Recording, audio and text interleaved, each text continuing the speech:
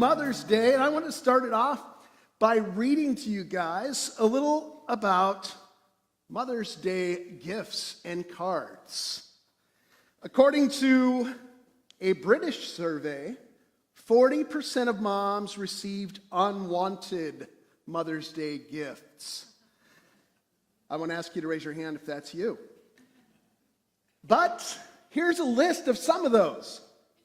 Deodorant, fire extinguisher, cleaning supplies, a stick of French bread, popcorn, ants, perhaps for an ant farm or something, I don't know, hair dye, a toilet roll, car parts. Well, that's just a list of some of them, but you can see that not all the time do kids get it right. As you can see from this list of awful Mother's Day cards. Cards that are not wise to buy. So moms, have a good laugh. Kids, listen up. One of the cards says this: Moms, thanks for always checking up on me, with a picture of a cell phone with 24 unanswered calls from mom. Well, I guess this Mother's Day card is late. Looks like someone wasn't raised properly. Here's another one. I'm awesome. You're welcome. To the luckiest mom. And then lastly, Mom, I love you loads. And there's a picture of a laundry basket overflowing with clothes. Speaking of loads, can you do my laundry? Today we're going to be looking at Proverbs 31. One of the most powerful examples of womanhood in the Bible. We see that the Proverbs 31 woman wins the respect of her husband, of her children, and the community.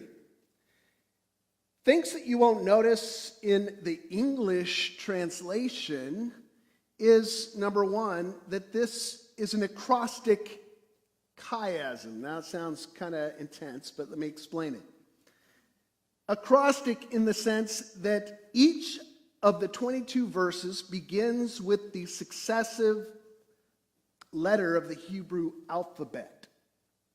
So in poetic form, it's as if you're saying, here's a complete exploration of the subject of being a woman of God, from A to Z, so to speak. So that's why you have the whole alphabet represented here. But it's also not just an acrostic, but a chiasm, which means that the first line leads to the second, to the third, all the way to a climax, a central verse. And then it works its way backwards so that next line is related to the line that happened before, and it kind of mirrors. So each line is related to the line straight above it, if you will. And so the central verse, knowing this is a chiasm, what's the central verse? It's found in verse 23.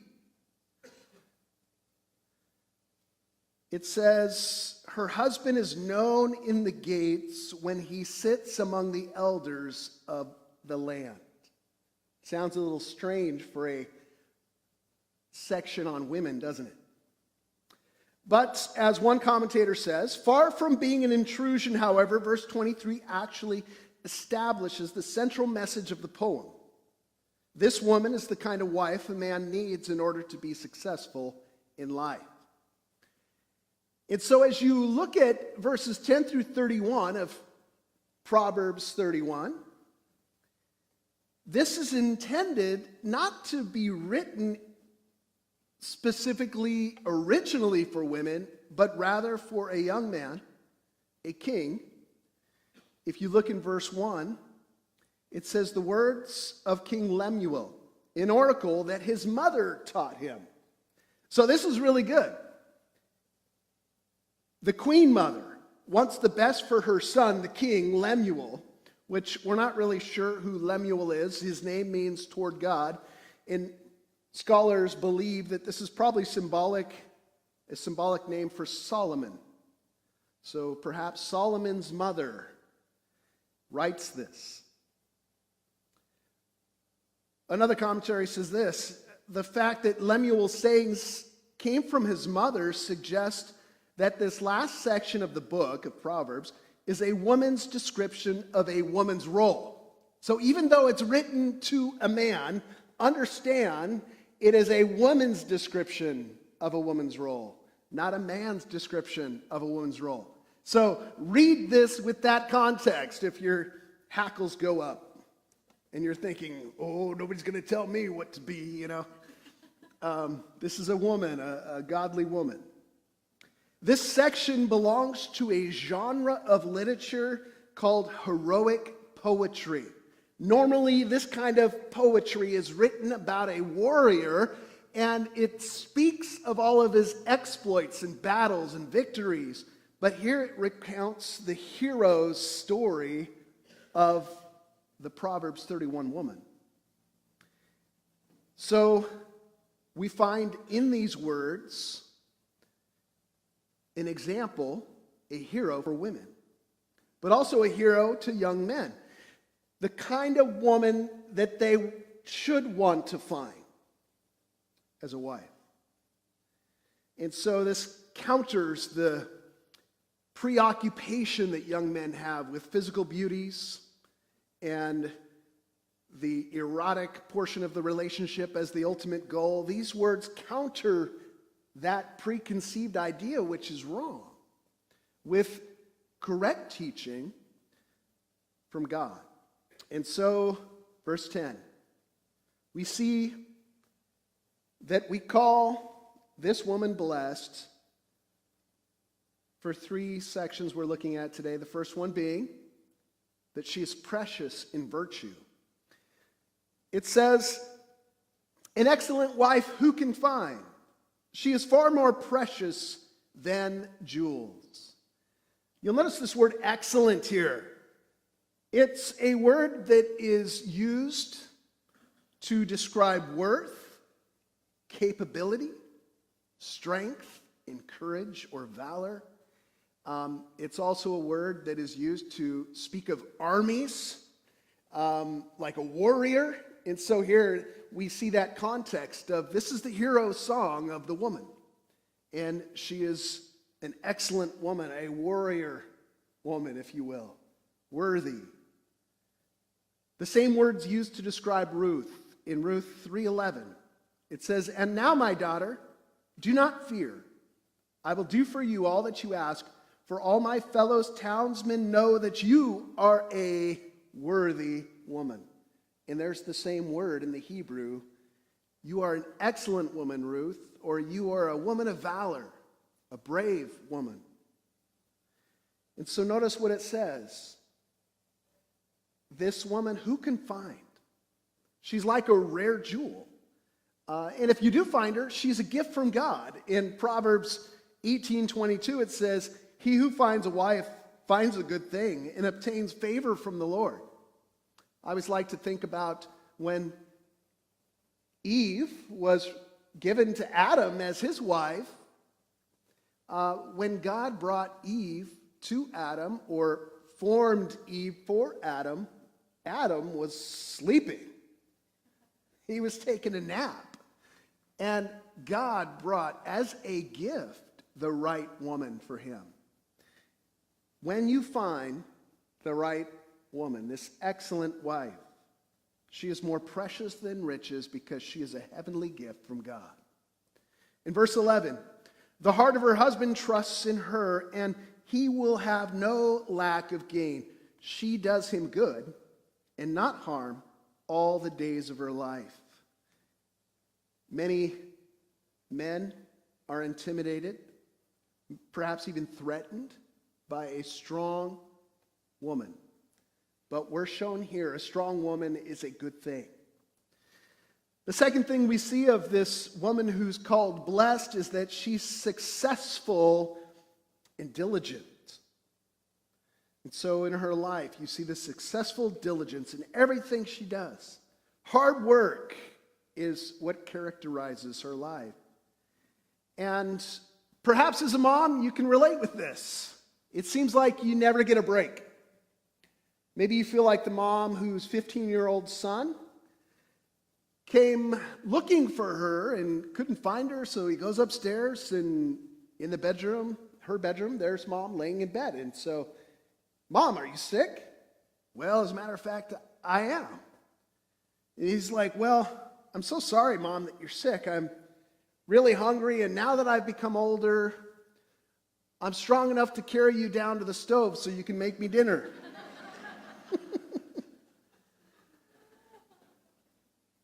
Hard work being a mom, isn't it? In verse 13, it says, she seeks wool and flax and works with willing hands. She's like the ships of the merchant. She brings her food from afar. And so we're given this picture of this godly woman being like a fleet of trading ships, going to far off places and trading for a variety of goods so that everyone in their house enjoys the fruit of her entrepreneuring spirit, bringing in these things that she traded her goods for.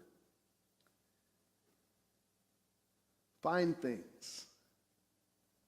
In verse 15, she rises while it is yet night and provides food. And the word literally there is prey. So think about that. She provides prey for her household and portions for her maidens. And so now the picture goes from being a fleet of trading ships to a lioness, not a cougar, but a lioness. A godly woman who is like a predator providing prey for her young. She goes out, makes the kill, and brings it back, and provides prey for her maidens or servants in her household as well. In verse 16, she considers a field and buys it. With the fruit of her hands, she plants a vineyard. She dresses herself with strength and makes her arms strong. We have an expression in our language saying that somebody has a strong back, to speak of them being strong. And here the expression is strong arms. Qualities that some regard as masculine shouldn't be despised in a true woman of God. And so, perhaps not the picture that a lot of people say is in the Bible of a woman who's at home and keeps quiet and is barefoot and pregnant all the time and so on, but rather this woman is involved in business and buying fields and planting vineyards. I mean, she is superwoman. In verse 18, she perceives that her merchandise is profitable. Her lamp does not go out at night. Lamp is a lamp in a house, especially in those days. No electricity in those days, so a light in a house was provided by a little oil lamp, and it had to be filled with oil and kept lit. If there was a lamp on in a house, it was a sign of life. A snuffed out lamp was a sign of calamity. No one's home. But a mom is one that's like, I'll keep the light on. The oil's always burning in her presence because she is invested in her household and in her family. In verse 19, she put her hand to the distaff and her hands to hold the spindle. And what this is talking about are the tools that are used to make linen. A woolen garment in those days, if you were to purchase one, would cost over 2 months of wages, a woolen garment. Just an inexpensive linen garment would cost 1/2 month's wages. Not to mention the expensive linen that would come from Egypt, which was a fine thing. She makes these things herself. In verse 20, she opens her hand to the poor and reaches out her hands to the needy. She's so successful and generous that the blessings that God gives her overflows not only to her own household, but beyond it to the needy that are around her. She doesn't complain about everybody being needy around her, but rather takes care of the needy. In verse 21, she is not afraid of snow, for her household, for all her household are clothed in scarlet. If you were clothed in scarlet in those days, it was a clothing that spoke of the highest quality. Something that was expensive and usually worn by the wealthy. But how did this come about? It came about because of her hard work. They had luxurious and warm clothing. Even if it snowed, they were taken care of. In verse 22, she makes bed coverings for herself. Her clothing is fine linen and purple, which, if you know anything about the color purple in those days, it was a color that was from Phoenicia, and through a very extensive process was created by using certain seashells to make purple dye, which was very expensive because it was labor intensive. And so here she is, clothed in fine linen, which was very expensive, in purple, but again, because of her own hard work. In verse 23, we find that climactic verse for King Lemuel, or Solomon. It says, her husband is known in the gates when he sits among the elders of the land. That central point to this young king was, find a wife like this and she will make you a better man. And there's many men in this room today that could give testimony to that. You came here probably having taken a shower and dressed halfway decent because your wife. Honestly, let's be honest, I mean, what would we do if they weren't around? It's always fun at men's retreats to see how things go downhill pretty quick.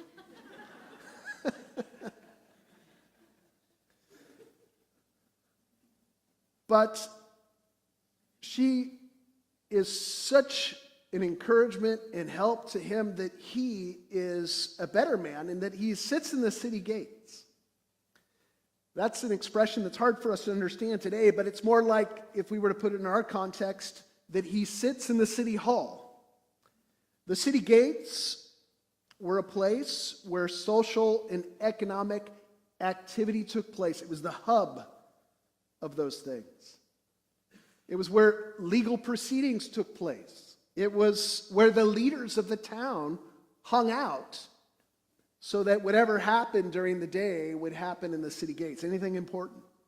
And because of her husband finds that importance. And so this is a mother's advice to a son. Son, I want you to do well in life. Therefore, find this kind of woman. In verse 24, she makes linen garments and sells them and delivers sashes to merchants. Strength and dignity are her clothing, and she laughs at the time to come. And so again, we see this clothing thing brought out, but this time it's more figurative of her character.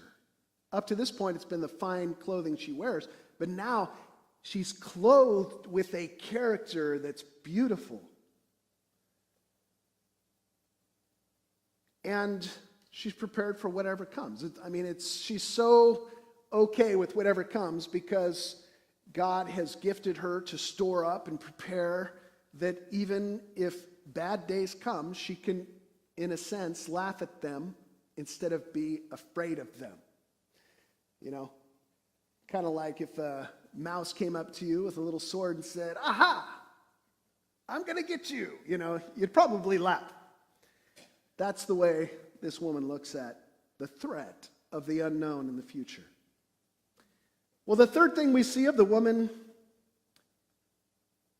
to be called blessed is her heart for God is what makes her most beautiful. Her heart for God is what makes her most beautiful. There's a survey that was done involving 1,000 mothers that revealed moms to be the most quizzed people on the planet. On average, from breakfast to afternoon, the average stay-at-home mom faces one question every 2 minutes and 36 seconds.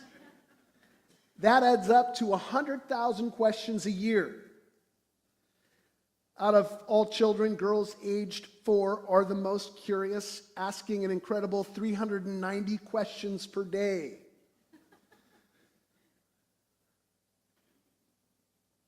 Among those questions, the hardest ones they say to answer are these.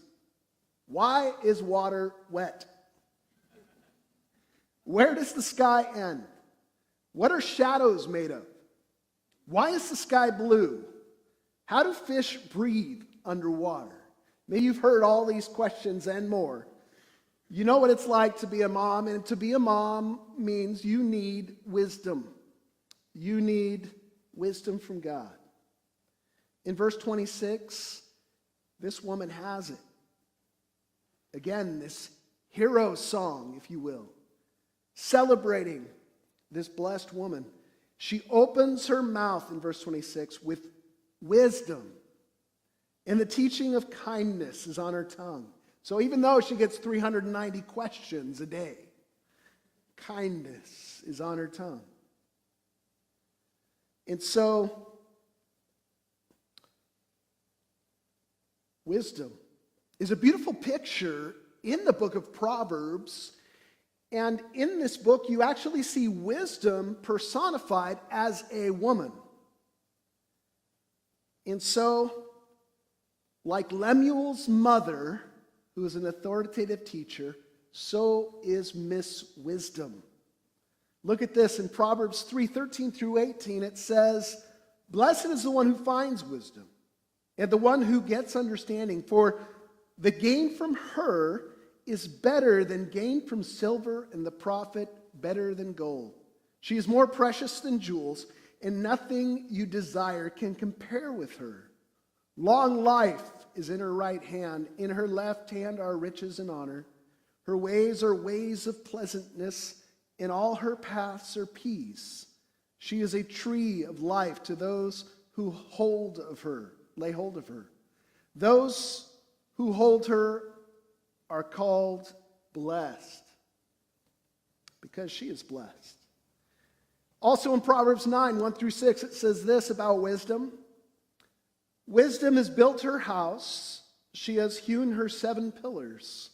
She has slaughtered her beasts. She has mixed her wine. She has also set her table. She has sent out her young women to call from the highest places in town. Whoever is simple, let him turn here. To him who lacks sense, she says, come, eat of my bread and drink of the wine I have mixed. Leave your simple ways and live, and walk in the way of insight." The godly woman is filled with wisdom, and can look at Miss Wisdom here as an example. But there's also an example of another kind of woman in Proverbs, and that woman is Miss Folly. Also in Proverbs 9, it says, "The woman Folly is loud. She is seductive and knows nothing. She sits at the door of her house. She takes a seat on the high places of the town, calling to those who pass by, who are going straight on their way. Whoever is simple, let him turn in here. And to him who lacks sense, she says, stolen water is sweet, and bread eaten in secret is pleasant. But he does not know that the dead are there, that her guests are in the depths of Sheol." Be wise, men. The woman that you choose to be your wife has a huge impact on you and your children. And so, those who have Miss Wisdom living under the roof, be thankful. Those who are thankful for the wisdom their wife has should be thankful that he doesn't have to live with Miss Folly. Well, in verse 27, she looks well to the ways of her household and does not eat the bread of idleness. Notice that phrase, looks well. It means to keep a lookout, to watch vigilantly. My wife is way more mindful than I am when it comes to the kids.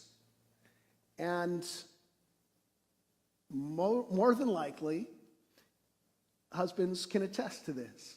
Moms are very sensitive to what's going on with their kids. And for me, I'm a little clueless sometimes, but I've learned to listen to the cues. You know, she'll notice things I don't. And the godly woman is looking over. She's keeping a lookout over her kids, over her household. And she doesn't eat of the bread of idleness, which means she's not lazy. In verse 28, her children rise up and call her blessed, and her husband also, and he praises her. Many women have done excellently, but you surpass them all. Notice what they're saying. You are the best, Mom. You are the best wife. You surpass them all. That's a good thing to say. In verse 30, charm is deceitful and beauty is vain. You know, sometimes we put the best foot forward before marriage comes. Charm is one of those things until you get married, and then you realize who each other really are. Charm can disappear. Why? Because if it wasn't real to start with, then it won't be there when things get hard. Charm is deceitful. It can lead you astray if you're not careful. So watch out. Charm is not the standard by which we judge a godly woman. Nor is beauty, outward beauty. Beauty is vain, or it's brief or temporary. And so though these things may be enjoyable, young Lemuel King, you might like charm, you might like outward beauty, but they're temporary, and although somebody may look beautiful at first, you get to know them and they might be the most ugly person you know. But the successful woman in successful marriage are more than appearances. And so the beauty is much deeper. Moms often sacrifice their bodies to have children. Men, I would encourage you, stop idolizing youth in beauty, and our culture will throw that at you. Start loving your wife through all the seasons of life, and especially if they've given you children. Tell them how beautiful they are. And each one of those stretch marks, how amazing they are. What a blessing they are. And so, men, be careful that you affirm your wives for a beauty that's way deeper than just the exterior, because here we're told where that beauty comes from. It says, but a woman who fears the Lord is to be praised. A woman who fears the Lord is to be praised. So in contrast to the outward beauty, the inward beauty comes from their relationship with God, their heart for the Lord. The young man of God should seek a woman who fears the Lord. In Proverbs 1:7 it says, this is the beginning of wisdom and knowledge. It says the fear of the Lord is the beginning of knowledge. Fools despise wisdom and instruction. And so, the heart, to fear God, means that you care more about what God thinks than what others think. If you think about it, in contrast with the fear of man is being afraid of what others think. living for the audience instead of for God. But the fear of God cares about what God thinks. Matthew 6:1 says this, "Beware of practicing your righteousness before other people in order to be seen by them, for then you will have no reward from your Father who is in heaven." When you have the fear of the Lord and you do everything you do as a mom for God, it's a beautiful thing. Because there is no resentment and there's no bitterness. It's worship. It's for the Lord. Everything you do is for the Lord. But another aspect, I think, of fearing God is caring about what He thinks of you, but also caring about what others think of God through your example. In the same Sermon on the Mount in Matthew, we see another verse that seems contradictory until you understand it in context. It says, "In the same way, let your light shine before others so that they may see your good works and give glory to your Father who is in heaven." And so notice the difference there. The one says, don't do anything to be seen by men, but only by God. But here it says, do things to be seen by men. But for what purpose? So that they would praise your Father in heaven. And so, moms, you have such an amazing opportunity and such an amazing gift to be God's representative to your kids and, in many cases, to your own husband in your household, that His glory could shine through you. And that is where inner beauty comes from. Fearing the Lord, living for Him and letting Him shine through you. In verse 31, the last verse, "Give her of the fruit of her hands and let her work praise her in the gates." So as we conclude, three things I want to talk about. Number one, for moms. Moms, keep on keeping on. I know it can feel long and tired and thankless, but the role of being a mom is a heavenly thing. There's some here that are discouraged even as we read this. Maybe you have physical limitations that keeps you from being all that you want to be. And that can be discouraging. But whatever you do and whatever God allows you to have in terms of your capabilities, your giftedness, keep giving as unto Jesus Christ Himself. Because Jesus says, whatever you've done to the least of these, you've done unto me. Keep that in mind when you've got an attitude coming your way from your kids. Keep that in mind when you're not feeling appreciated. In 1 Corinthians 15:58, it says, "Therefore, my beloved brothers and sisters, be steadfast, immovable, always abounding in the work of the Lord, knowing that in the Lord your labor is not in vain." No matter how you feel at the end of the day, your labor in the Lord is not in vain. You can always trust that God is using each day, every moment, every year, until your kids leave the nest, that God will use you. And He will plant seeds and He will prepare their heart for being followers of Christ. So moms, keep on keeping on. Don't stop praying. Don't stop loving. Number two, children, see God's blessing through your mom.